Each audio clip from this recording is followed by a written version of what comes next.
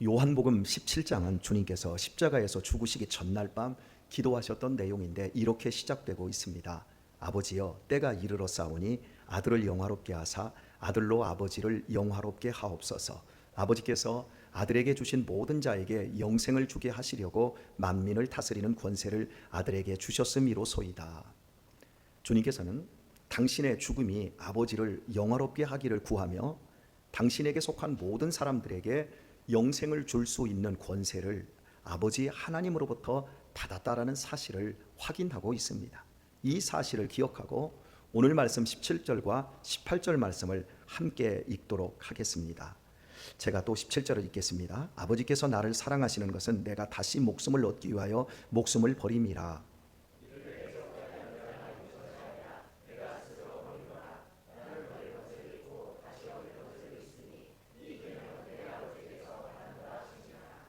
아멘. 십자가에 달리시는 예수님의 죽음은 억지로 당하는 죽음이 아닌 예수님의 권리였습니다. 즉 버릴 수도 있고 다시 얻을 수도 있는 예수님의 권리였습니다. 그런데 끝부분에 논리적으로 앞뒤가 맞지 않는 말씀이 하나 나옵니다.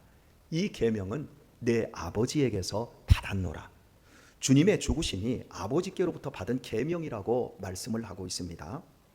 계명은 꼭 지켜야 하는 규칙입니다.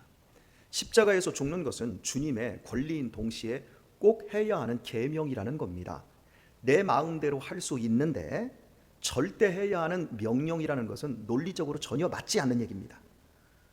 그래서 이 문제를 풀기 위해 우리는 성경 전체의 맥락을 살펴보며 신학적인 상상력을 동원해야만 합니다.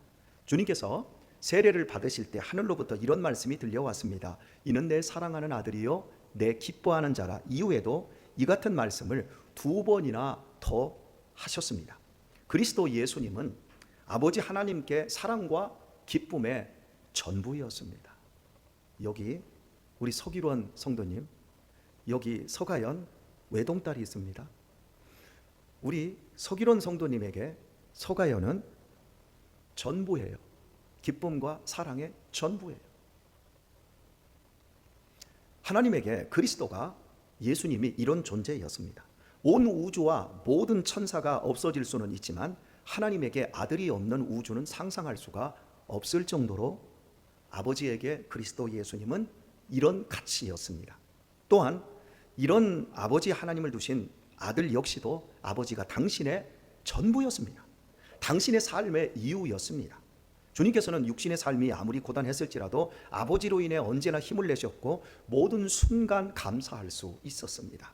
배고픔 속에서도 사람이 떡으로만 사는 게 아니라 하나님의 말씀으로 산다고 고백하셨습니다. 하나님 아버지와 아들 예수님은 사랑으로서 완전한 하나셨습니다. 이런 상황에서 주님은 당신의 권리로서 목숨을 스스로 버리겠다고 하시며 동시에 목숨을 버리는 것은 아버지의 계명으로 받았다고 말합니다. 여러분이 온 우주로 느끼며 얻은 자식을 금이야 오기야 키워놓았더니 스스로 목숨을 버리고자 한다고 해보십시오. 넘치는 사랑을 주었고 지금도 넘치는 사랑을 주기를 원하는 그 자녀가 부모 앞에서 세상을 버리겠다고 합니다. 그것도 부모님을 영화롭게 하려고 죽겠다고 하며 이 죽음을 부모가 명령했다고 말을 하고 있습니다. 그럼 부모로서 여러분은 어떻게 하시겠습니까? 그래, 고맙다, 잘 죽어라. 이렇게 할 수 있을까요? 절대 할 수 없습니다. 그런데 예수님은 당신이 죽음으로 아버지께는 영광이 되고 아버지가 이 죽음을 계명으로 명령했다라는 겁니다. 대체 이런 말이 어디 있습니까? 이런 논리적인 어폐, 윤리적으로도 말 안 되는 사실을 왜 예수님이 하고 계시는 것일까요? 이제 본문의 상황이 얼마나 심각한 내용인지 조금 이해는 하셨을 것입니다. 이제 이 문제를 풀어보도록 하겠습니다. 예수님이 왜 목숨을 버린다고 하셨을까요? 왜 예수님이 당신 목숨을 스스로 버린다고 하신 것입니까? 11절을 한번 확인을 하겠습니다. 나는 선한 목자라. 선한 목자는 양들을 위하여 목숨을 버리거니와. 15절도 확인하겠습니다. 아버지께서 나를 아시고 내가 아버지를 아는 것 같으니 나는 양을 위하여 목숨을 버리노라. 예수님이 스스로 목숨을 버리시는 것은 양들을 위해서입니다. 바로 저와 여러분들을 위해 죽겠다는 것입니다. 왜요? 하나님이 세상을 이처럼 사랑하사 독생자를 주셨으니 우리를 사랑하시기 때문에 죽겠다라는 겁니다. 하나님 아버지께는 아들 예수님이 전부이시고 또 아들 역시도 그 하나님 아버지가 삶의 이유이지만 이 두 분에게 공이 죽음으로도 바꿀 기쁨이 또 한 가지가 있다라는 거예요. 우주와 바꿀 수 없을 만큼 아들의 존재는 크지만 아들의 죽음을 통해서 이룰 소원이 아버지께 있다라는 겁니다. 그것이 우리들이라는 거예요. 그만큼 우리를 사랑하신다라는 거예요. 묻습니다. 우리 가연이가 아버지가 나 사랑한다라는 거 압니다. 그리고 아버지인 서기론 성도님이 가연이를 사랑하는 것 진실입니다. 어느 쪽이 더 확실하게 알고 어느 쪽이 더 확실하게 크게 느낄까요? 아버지 쪽입니다. 자녀는 모릅니다. 자녀가 부모가 되기 전까지 모릅니다. 부모가 없기 전까지 모릅니다. 부모가 돌아가시면 압니다.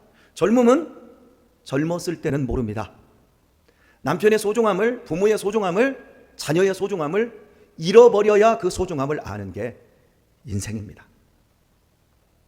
아버지와 아들의 존재는 서로에게 없어서는 안 되는 존재이지만 서로를 잃으면서까지도 꼭 이루어내고자 많은 대상자가 있는데 그 대상자들이 저와 여러분들이라고 하는 겁니다. 그만큼 우리를 사랑하신다는 겁니다. 놀라운 일입니다.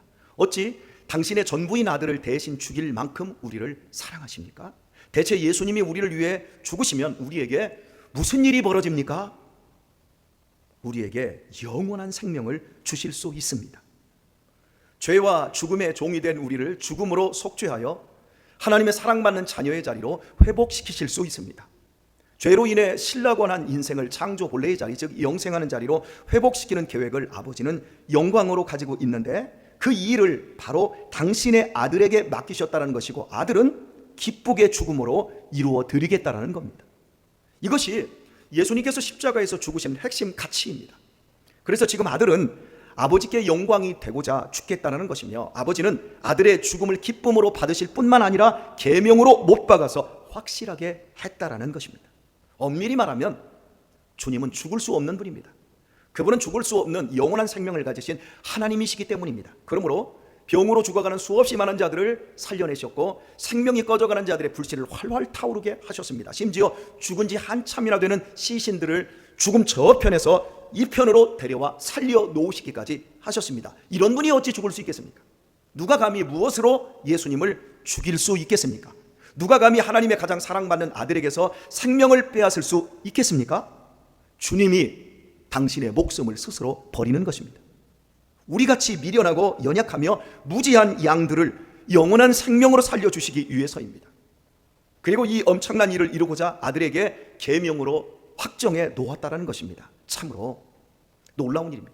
우리가 이 이해의 폭이, 우리가 이 감동의 폭이 이게 부족해서 그렇지 이런 엄청난 복음의 약속을 우리가 무엇으로 설명해낼 수 있을까요? 어떻게 하면 이것을 우리가 감동으로 받을 수 있을까요? 누군가가 오늘 여러분에게 10만 원만 그냥 지나가는데 10만 원 주면서 점심밥 맛있게 드세요. 오늘 집에 가는데 치킨 한 5마리 정도 사가세요. 하고 그냥 10만 원 준다고 해봐요. 감격할까요, 안 할까요? 그거 별로 감격 안 해요? 100만 원 준다면 우리 강은희 집사님 아래 집 사람 때문에 스트레스 엄청 받지만 10억 딱 주면서 야 파라구로 이사가 10억 준다면 기쁠까요, 안 좋을까요? 엄청 좋을 거잖아요. 근데 이게 우리가 영원한 생명을 가져보지도 않았고 살아본 적도 없기 때문에 하나님 우리에게 영원한 생명을 주신다고 해도 이게 뭔지를 모르는 거예요. 이게 감격이 없는 거예요. 지금도 그래요. 그냥 우리 남편 돈이나 잘 벌었으면 좋겠다. 그냥 지지고 볶아댈 거 없이 그냥 편안하게 그냥 살다가 아프지 않고 그냥 죽었으면 좋겠다. 그냥 이게 우리들의 소원의 폭이지 진정으로 우리가 가져야 될, 누려야 될 소원의 그 본질적인 것이 우리에게는 없다라는 거예요. 2차 세계대전 당시 독일은 유대인들을 대상으로 인종청소를 했습니다. 무려 600만 명 이상의 유대인들을 살육을 했습니다. 그때 폴란드에서 실제 일어난 일인데요. 20여 년 전 영화로도 만들어져 제가 보았던 건데 이게 생각이 안 나요, 제목이, 영화가. 그래서 유튜브에서 찾아서 캡처를 하려고 했는데 생각이 안 나서 그냥 제가 말로만 설명을 하도록 하겠습니다. 제가 영화로 본 내용입니다. 실제 있었던 일이고요. 한 마을에 3살 정도 되는 여자아이가 유대인인 채 엄마 뒤를 따라 아장아장 걸어가고 있습니다. 그런데 갑자기 독일 군대가 들이닥치더니 총으로 위협하며 앞서가던 이 어머니를 체포했습니다. 이제 어머니는 죽은 겁니다. 순간 이 어머니는 자기가 체포된 것은 별로 상관 안 하고 뒤를 슬쩍 봅니다.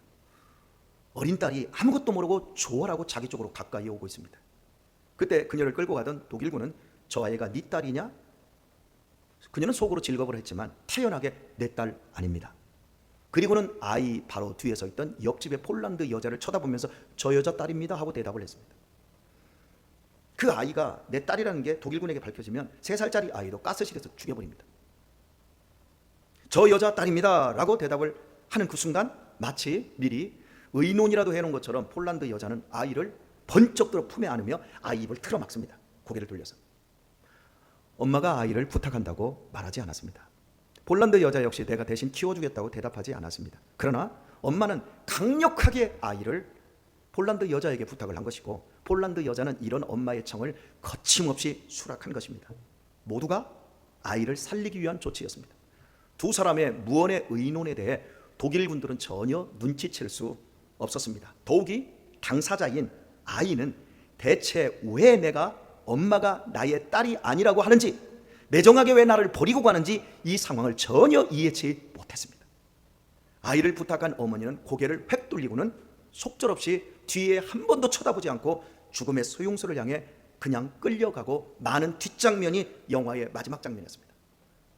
참으로 여운이 많이 남고 생각을 많이 하게 하는 영화의 한 장면으로 제 머릿속에, 기억 속에 지금도 떠오릅니다.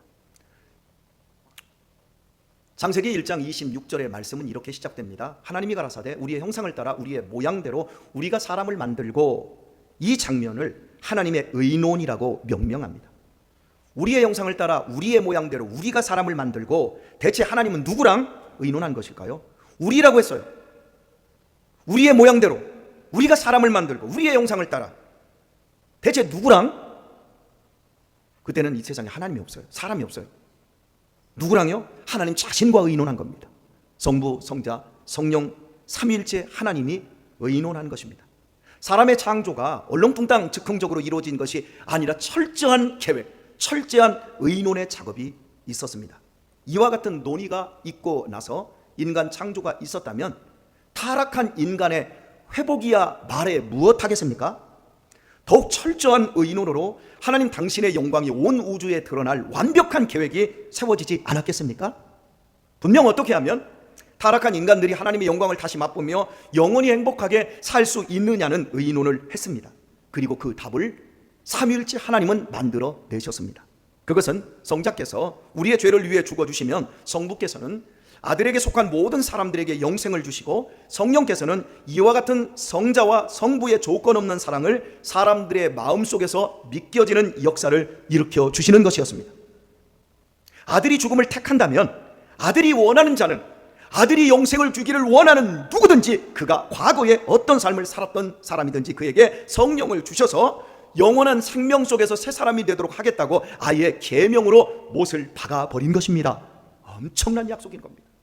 이런 이유로 예수님은 실제로 십자가의 죽음으로 아버지 하나님께 영광을 돌리며 죽으셨습니다. 그리고 아버지 하나님은 이런 아들의 죽음을 기뻐하시며 약속하신 대로 아들을 죽음에서 3일 만에 부활시키셨습니다.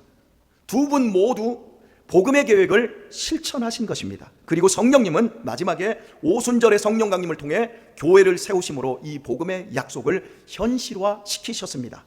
삼위 하나님께서는 인간의 구원을 위해 의논하신 대로 성취된 마지막 결실로서 바로 이 교회를 세워주신 것입니다. 그러므로 교회는 하나님의 최고의 가치입니다. 십자가에서 죽으신 주님의 마지막 결실이 교회인 것입니다. 송탄 장로교회 역시 성부, 성자, 성령 하나님께서 만세전에 논의하신 계획대로 되어진 줄 믿습니다. 교회에 관한 말씀 두 곳을 살펴보겠습니다. 먼저 에베소서 5장 29절에서 32절 말씀입니다.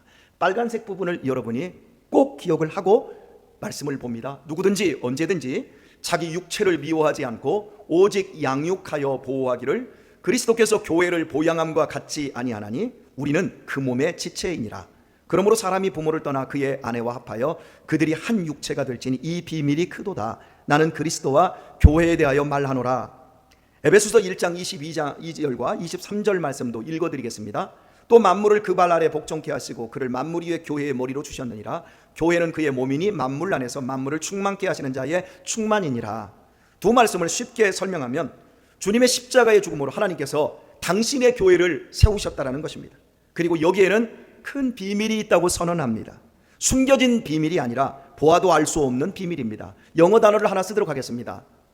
시크릿, 비밀이라는 단어입니다. 그리고 미스테리, 비밀이라고 해석할 수 있습니다. 그런데 시크릿은 숨겨놓았기 때문에 비밀이고 미스테리는 보여줘도 모르는 비밀입니다. 하나님이 만천하에 온 세계의 교회를 세우시는데 이 교회가 다 보여지는데도 불구하고 영원한 생명을 주는데도 불구하고 이것이 보이지를 않는 거예요. 그래서 큰 비밀입니다. 이런 비밀을 미스테리라고 하는데 이 비밀의 핵심은 교회와 예수님이 한 몸이라는 겁니다.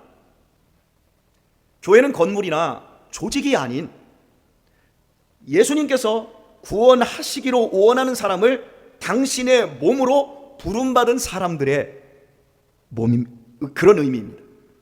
부름받은 사람들의 모임이 교회입니다. 어떻게 부름받아서요? 예수님을 구주로 믿는 사람들의 모임으로 말입니다. 중요한 핵심은 주님은 교회를 당신의 몸으로 삼으셨고 당신이 친히 머리가 되셨다는 것에 있습니다. 예수님이 교회 옆이나 위에 가까이 계신 것이 아닌 한 몸이 되었다고 하십니다. 완전한 연합을 의미합니다. 십자가를 통해 교회와 그리스도를 완전한 한 생명의 유기체로 만들어서 나눌래야 나눌 수 없게 하셨다는 겁니다. 죄인과 의로우신 하나님 사이가 하늘과 땅보다도 더 멀지만 예수님께서 십자가의 구속을 통해 연합하게 하시되 그저 옆에 가까이 있는 정도가 아니라 한 생명으로 한 공동 운명이 되도록 하나로 연합시켜 놓았다라는 겁니다. 우리가 얼마나 보잘것없는 사람들입니까? 육신적으로 너무나 약하고 허물이 얼마나 많습니까? 그러나 우리는 주님의 몸입니다. 몸의 모든 주권은 이 머리가 결정을 합니다. 머리가 몸을 책임지지 몸이 머리를 책임지지 않습니다. 죽으시고 부활하신 우리 예수님, 하늘과 땅의 모든 권세를 가지신 예수님과 공동의 운명으로 묶여져 있는 것이 교회입니다. 부활의 주님을 누구도 죽일 수 없습니다. 어떤 세력도 어떤 힘도 예수님을 지옥으로 끌고 가지 못합니다. 그러므로 그분이 죽을 수 없기에 주님과 한 몸인 우리도 죽을 수가 없습니다.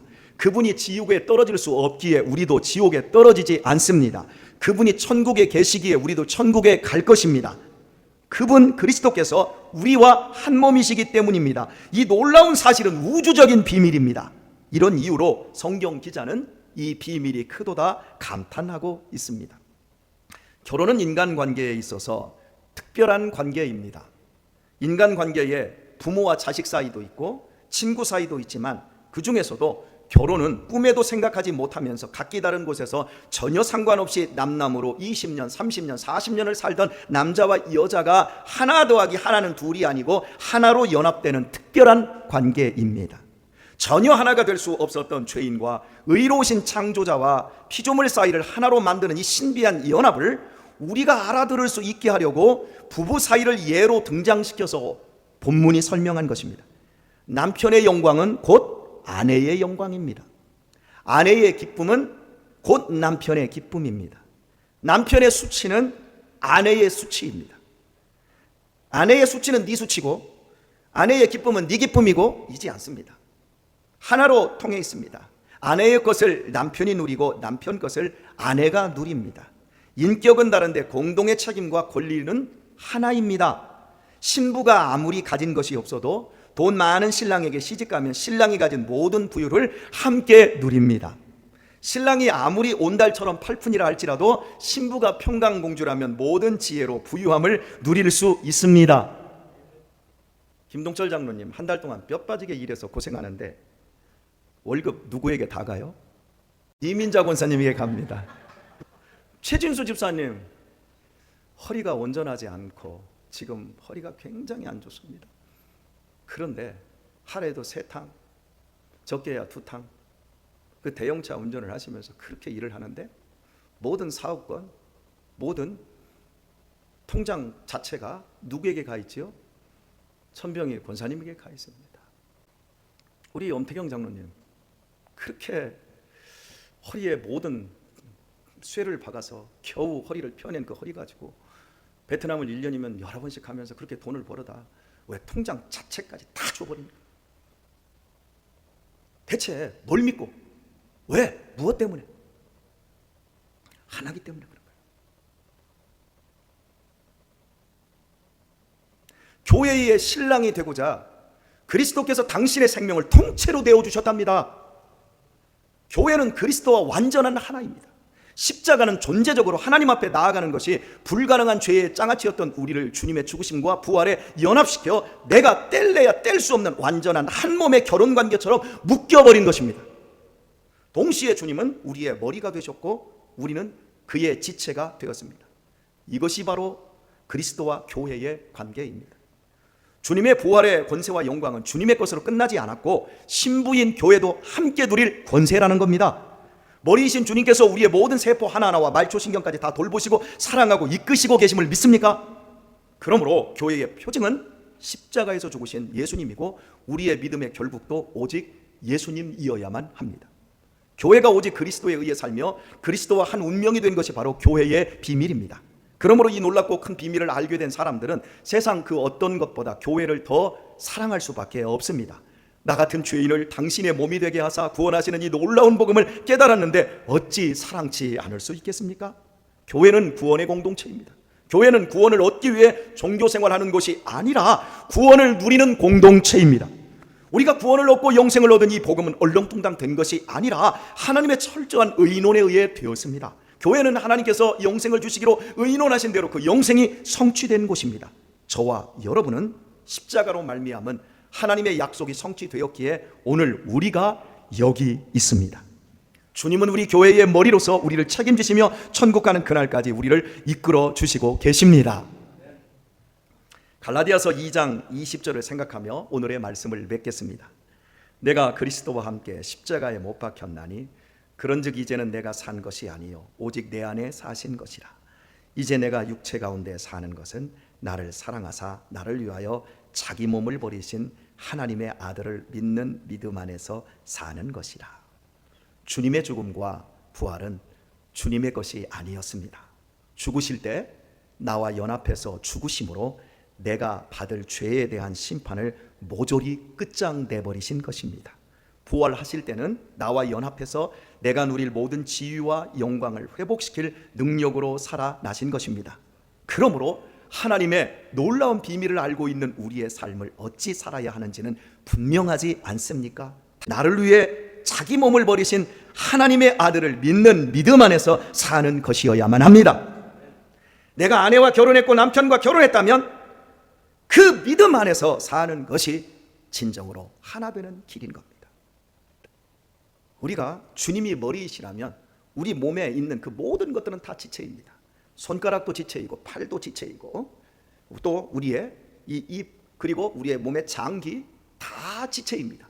그렇다면 여러분은 처음에 예수님을 믿을 때 예수님의 몸의 일부분으로서 여러분은 어디 정도에 해당한다고 생각하십니까? 저는요 새끼발가락 있죠. 새끼발가락이라고 저는 생각을 했어요. 왜냐하면 저는 도저히 예수님을 믿을 만한 가치 있는 사람도 아니고 저는 구원받고 영생을 가질 만큼 그런 존재가 아닌 정말 발가락이 옆으로 다 휘어져 있고 이게 온전한 사람 없을 거예요.